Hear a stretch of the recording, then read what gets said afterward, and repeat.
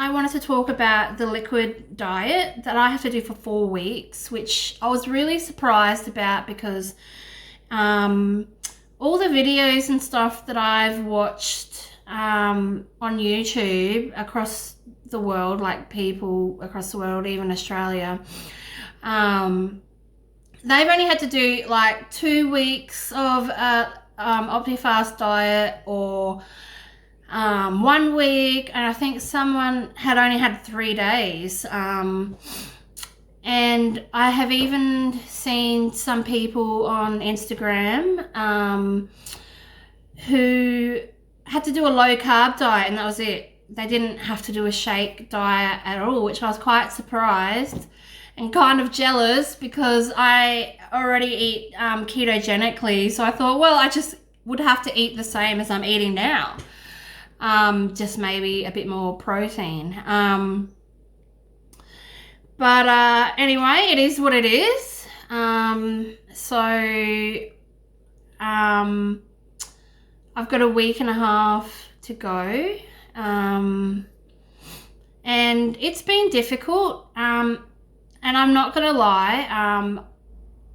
I had pre-planned a small holiday with my daughters a couple of weeks ago, and I didn't, for those like 3 or 4 days, I did eat probably more than I should have, basically because it was just difficult because I had my 2 daughters and one of their friends. They're teenagers, and it was difficult, especially when we had to drive. It was a long road trip, about 4 hours, and then we drove another about 2 hours to another location and stayed, a couple of nights. It was just difficult, but I didn't eat junk food or anything like that. It was still quite healthy food, just that I was supposed to have a protein shake. So, you know what? I don't feel bad. It just made it easier. And now, since I've been 2 weeks out, I decided to kind of, I guess, counteract that, slip in my eating, that I'll just have the protein shakes and not any extra protein or vegetables like they've suggested. Firstly, I just want to show my tiny fork. So this is a normal size fork, and this is my tiny fruit fork, and my little spoon, and my big spoon in comparison. So I bought those because I've seen a few people and recommendations to get those small cutlery. My nutritionist also recommended it just to get used to eating smaller portions and to chew 20 times until your food is almost like a paste, and to practice mindful eating. So she basically said when you eat food to have small tiny portions, use like a saucer plate, and cut very small pieces and chew until it at least 20 times, and that each time you take a mouthful, you place your cutlery next to your plate and you put your hands like underneath your legs or resting on top of your legs, and you chew it. And then once you've swallowed it, you give it time to work its way down to your stomach, and then you stop and you pause and you think about, how do I feel after eating this? And then she said, then you step back and you think about it again. Do I really feel like I need to eat more? And then she said just count to 30, I think she said, and then if you still feel like you're hungry, then repeat the process. And she said this will be a good practice for after surgery as well. I'm kind of struggling with that, although at the moment I'm not actually eating food, but I know when I was doing that the previous like week and a half ago, when I was eating food, I would start to do the 22s and all of that, and then I would start like talking to my daughters, and then I'd forget that I was like mindfully eating. So something I still got to work on, I guess, after surgery. If I don't do it, I will get very sick and probably suffer from dumping, which I hear is not very pleasant. So that will probably wake me up and make me mindfully eat. So I just wanted to run through, so on this 4 weeks of OptiFast liquid diet, basically it's 3 protein shakes a day. OptiFast is what my nutritionist has recommended, although she said if I can't handle that, she can give me some other options. She did give me some sample packs and a website with a discount for those in Australia for costpricesupplements.com.au. I will show you the website. So it's just here. If you can see it, cost price supplements. So I ordered some of these collagen protein water. I got some samples off of my dietitian for these tasteless protein collagen. You can see the stats on the back. I'm sorry if they're like mirror image. And this is this one. You can find them on Facebook, the creators of this. They're just at cost price supplements at Facebook. I think this one will be a good one for me to purchase in a bigger size. So this is just a sample pack, because I really didn't tell that it was there. I didn't particularly like, there was a variety of flavors in sample packs. I didn't like a lot of them. I didn't mind like the lemon lime ones. I can't remember what other ones that I liked. I think because I put lemon and lime juice in my water sometimes, so I think maybe that's why I didn't mind them, because it kind of tasted like that. But so my nutritionist told me to have additional protein added to my water. Basically she said my protein goal is at least 80 grams of protein per day. So the protein shakes are about 60 altogether, having 3. So I guess you can do the math with, you know, how much more you gotta add. I'm finding it hard to get my 2 liters of water, just busy and trying to remember to drink. I'm pretty bad. I need to get better. So don't feel bad if you're not making your 2 liters a day. So I feel like 80 grams of protein is like really high, because it says on the paperwork like an average amount is 60 grams, but the nutritionist said to me, you know, it's based on, you know, your something per kilogram. I can't remember.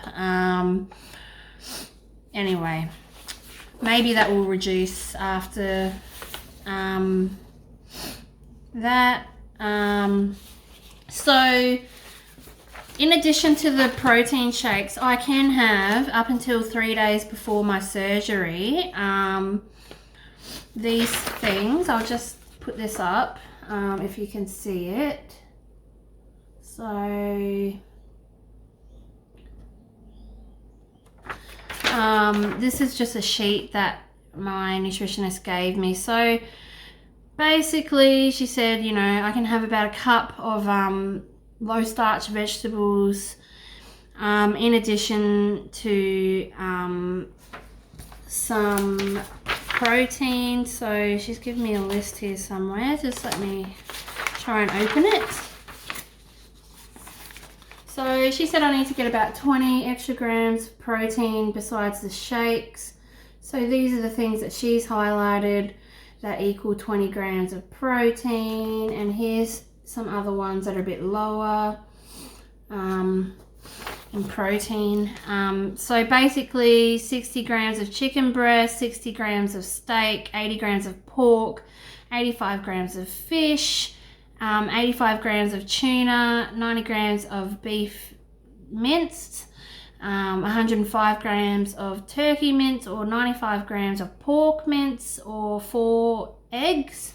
They all are equivalent to 20 grams of protein. Something else that I struggle with, so when I was doing this I wasn't really measuring it, and I need to get better. I've been a bit slack,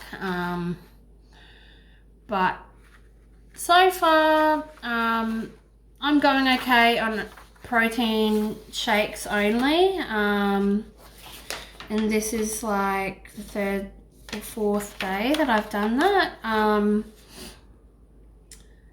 but I still am lagging a bit on my my water intake. So it's not really bad. Like some days I might get like 1.5 liters, but then other days I might only be drinking 1 liter, which is not good. So I've got to try and up my water intake and just be mindful. I installed the I think it's called the Barry app or something like that, some kind of app. And I've set like 30-minute reminders, drink water, drink water, drink water, drink water. So I'm trying to improve that. So that's basically it for the liquid diet and the endoscopy. So basically, yeah, so it's 4 weeks liquid diet, but it's not all liquid. So it's just the shakes and the extra protein like I mentioned.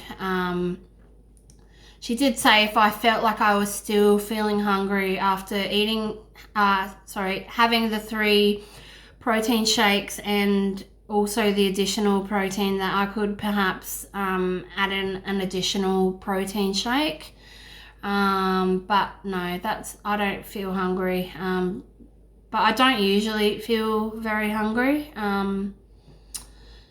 Even, you know, before I was on this journey, I could not eat all day, but then when I got home, was just like, as soon as I ate something, I was like, oh, I'm so starving, and I was just like ravenous, and I didn't feel like that before I ate. And I guess things like, you know, I would have a packet of chips, or like potato chips, crisps, whatever you call them where you live, and you know, I thought I'm just gonna have a few, and I would like watch TV or something, and before I knew it, the whole like family size bag was gone. And you know, that was a reality of my life. I don't really eat those things. Well, I don't eat those things since I've been doing a ketogenic diet from the 2nd of January this year. And people say, you know, oh, why wasn't it the 1st? Why was it the 2nd? Well, I went on holiday to see my sisters interstate, and we got back very late at night on New Year's Eve, and then New Year's Day there's like literally nothing open besides corner stores, and their fresh produce is not really that fresh, and so that's why I didn't start till the 2nd, because we needed to get supplies because we hadn't been home for 2 weeks, so we didn't have really any food. So on the 1st we went through all our cupboards and threw out, you know, all the food that wasn't good for us, and yeah, that started our journey here. Yeah, I think that's it for now. I did start an Instagram page, which is slimming_down_under, so slimming down under. But I've been having issues with it, so I'm hoping to fix that soon. Other than that, I'm still nervous about surgery, but excited at the same time. I want it to happen. I want to take this new journey in my life, but at the same time it's scary getting major surgery, thinking about, you know, complications that could happen, and also, you know, thinking about how life will be different after surgery. But in the end, you know, when I talk in my own head about all of these things, the positive aspects to me weigh out all the negative things, and I think I'll be fine because my surgeon is very, very experienced, and I am trusting him very much, and he is endorsed by my doctor. She recommends him highly, and his team, and she is just reassures me that everything's going to be okay. So I'm going with it, and I think I said 12 days. So I will probably do a video before my surgery. But yeah, talk soon. Bye.